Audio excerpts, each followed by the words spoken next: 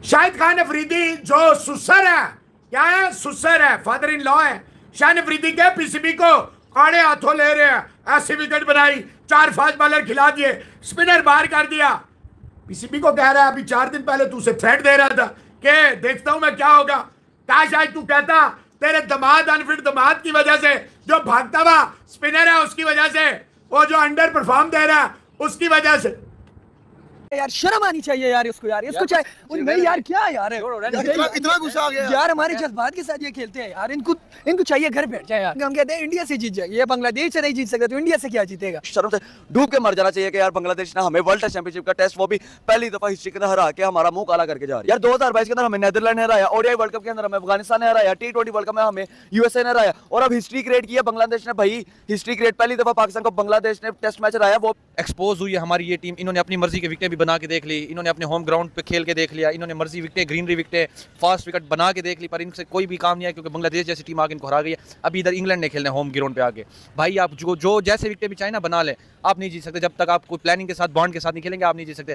कल तो हमें बांग्लादेश से हार गए, हम अमेरिका से हार गए जो पहली दफा हमारे सामने आई। कोई बताया, कोई स्पिनर पैदा किया इन्होंने, कोई ऑफ ब्रेकर, कोई लेग ब्रेकर। जो आने वाली टीमें भी बढ़ रही हैं, अभी मैच कोई नहीं खेली, ये उनसे भी हारेंगे। तो ये बस नाम ही रह गए हैं। परफॉर्मेंस दे, बाबर आजम ठीक है, बड़ा प्लेयर है यार। छोड़ दें टेस्ट क्रिकेट, या फिर बच्चों को आने दें, ऐसा को चांस दे दें यार, हम भी आगे हार जाएंगे, कोई मसला नहीं, हारना ही है ना, इनको तो शर्म ही नहीं आती है। वो बहुत डिसअपॉइंटिंग था, पाकिस्तान के लिए टेस्ट क्रिकेट है ही नहीं है। तो पाकिस्तान क्रिकेट बोर्ड, इतनी बुरी सूरत हाल तो पाकिस्तान क्रिकेट की कभी नहीं रही कि आप अमेरिका से हार जाएं T20 क्रिकेट में, आप भारत से एक छोटा सा टारगेट ना अचीव कर सके, फिर आप बांग्लादेश से हार जाए, तो पाकिस्तान क्रिकेट जो है वो बजाय बुलंदी की तरफ जाने के पस्ती की तरफ। 3 हाल हो गया, अभी पहले यूएसए से आ रहे, उसके बाद आयरलैंड से, और आज बांग्लादेश की टीम से अपने घर में 10 विकेट से, वो भी टेस्ट क्रिकेट के अंदर। भाई क्या करने जा रही है ये टीम? ना इनकी बैटिंग चल रही है, ना बॉलिंग चल रही है, ना शाहीन शाह अफरीदी, ना बाबर आजम, कोई भी प्लेयर नहीं चल पा रहा। बैटिंग में बाबर 0 पे आउट हो रहा है, शाहीन अफरीदी को विकेट नहीं मिल रही, और अभी बांग्लादेश आके हमारे घर में हमें हरा रही है। क्या हमारी क्रिकेट हॉकी की तरह तबाह होने जा रही है? क्या हमारी क्रिकेट फुटबॉल की तरह तबाह होने जा रही है? ना कोई प्लेयर परफॉर्मेंस करके राजी है, ना टीम में यूनिटी नजर आ रही है। ऐसा नजर आ रहा है कि भाई एक प्लेयर खेल रहा है, बाबर किसी की कैप्टनसी के अंदर खेलने पर राजी नहीं है, शान मसूद से कैप्टनसी नहीं हो रही। मैम क्या कहती, इतनी गंदी परफॉर्मेंस, ऐसी घटिया तरीन टीम नजर ही नहीं आ रही, क्या परफॉर्मेंस कर रहे हैं? देखिए घटिया से भी कोई अच्छा या उससे भी ज्यादा घटिया अल्फाज आपके पास है तो आप इस्तेमाल कर सकते हैं पाकिस्तानी क्रिकेट टीम के लिए, क्योंकि एक्सपेक्टेड नहीं था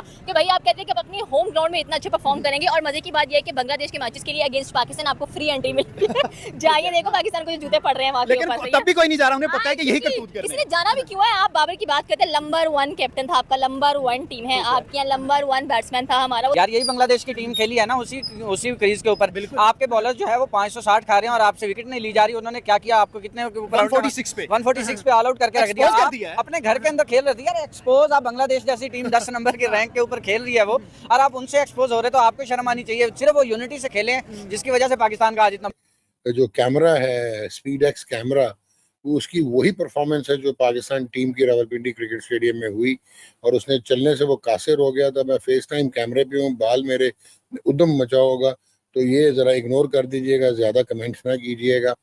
आज what transpired at Rawalpindi cricket stadium, Rashid बहुत अरसे से राशिद लतीफ़ कहते रहे कि भाई इंसान बन जाओ, इंसान बन जाओ, इंसान बन जाओ। It was coming, it had to happen, it has happen. क्योंकि जब आप आंखें बंद कर लेते हैं, ऑस्ट्रिच जो है वो अपना सर जब रेत में दबा लेता है, तो then actually you are fooling your own self, and we have been doing it for the last 5 years।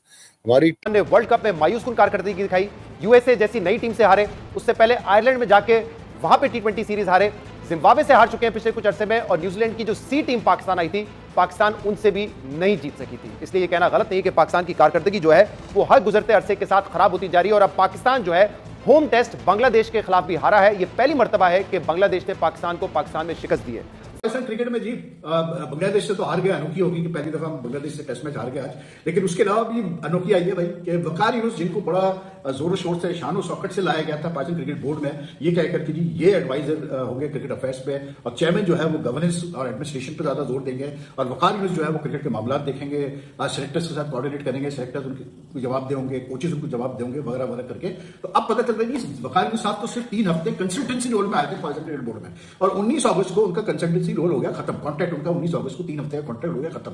उसके बाद से वो गायब हो गया पाकिस्तान क्रिकेट बोर्ड से, वो नजर नहीं आ रहे पाकिस्तान क्रिकेट बोर्ड में। और इसी अरसे में जब वो कंसल्टेंट थे तो पाकिस्तान क्रिकेट बोर्ड ने एडवर्टाइज भी किया कि जो लोग इंटरेस्टेड हो एडवाइजर और क्रिकेट अफेयर बनने के लिए वो अप्लाई करें पोस्ट के लिए। तो अब पता ये चल रहा है कि वकार ने तो शायद अप्लाई तक नहीं किया, मतलब वो फॉर्मल तरीके से for the post of advisor cricket affairs. अब मेरी समझ में ये नहीं आ रहा भाई कि फिर मतलब ये क्यों लाए गए थे वकार न्यूज, मुझे कोई ये समझा दे भाई मेरे। जब आपने एडवर्टाइज ही करना था पोस्ट तो आप एडवर्टाइज करके किसी को प्रॉपर अपॉइंट कर लेते हैं, मतलब वकार की एंट्री क्यों हुई है पाकिस्तान क्रिकेट बोर्ड में? नजदीक क्या वजह बनी शिकस्त की, पाकिस्तान क्यों मुसलसल बुरा परफॉर्म कर रही है?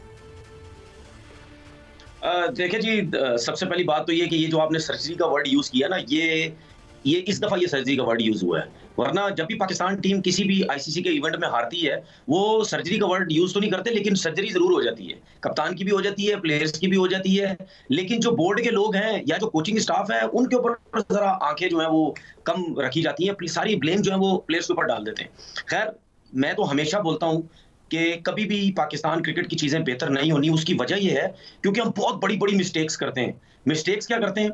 सबसे बड़ी मिस्टेक्स एक तो ये होती है कि जो चेयरमैन होता है वो आपका मेरिट पे नहीं है, क्योंकि प्रॉपर जो है वो जो एसोसिएशन के सिस्टम जो इलेक्शन का हम कहते हैं वहां से प्रेसिडेंट आता है, फिर बोर्ड बनता है गवर्निंग, वहां से फिर आपका जो आपका चेयरमैन सिलेक्ट होता है वहां से होता है।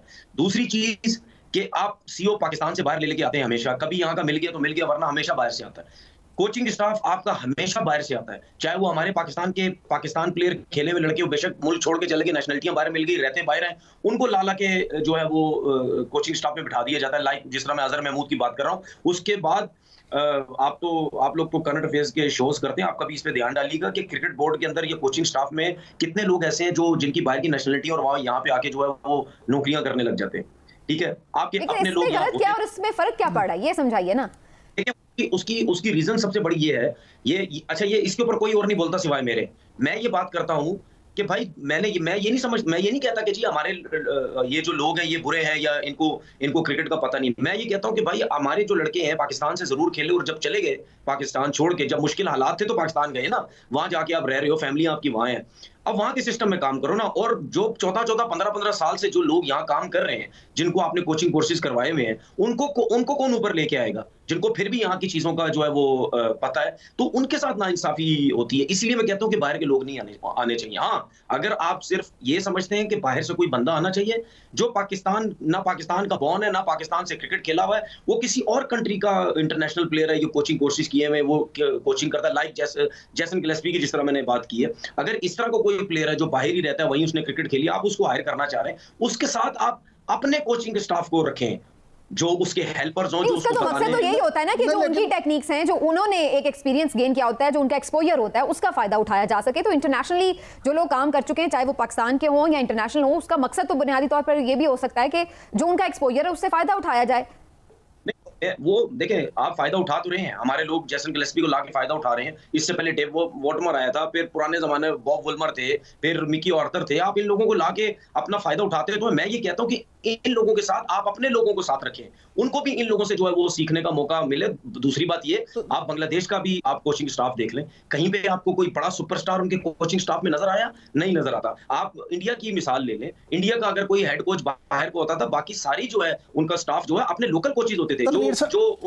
तनवीर साहब, दो चीज़ें इसमें बड़ी अहम है। पहली बात तो ये कि हमारे यहाँ क्या आप ये नहीं समझते कि ये भी फुकदान है कि क्वालिफाइड लोग हैं नहीं, प्लेयर्स जो हैं बड़े बड़े अच्छे प्लेयर वो इसलिए भी ज़ाया हो जाते हैं या कोच नहीं बन सकते कि उन्होंने क्वालिफाइड कोर्सेज जो हैं वो किए ही नहीं, वो क्वालिफाइड ही नहीं है, तो आप उनकी खिदमत से कैसे फ़ायदा उठाएंगे?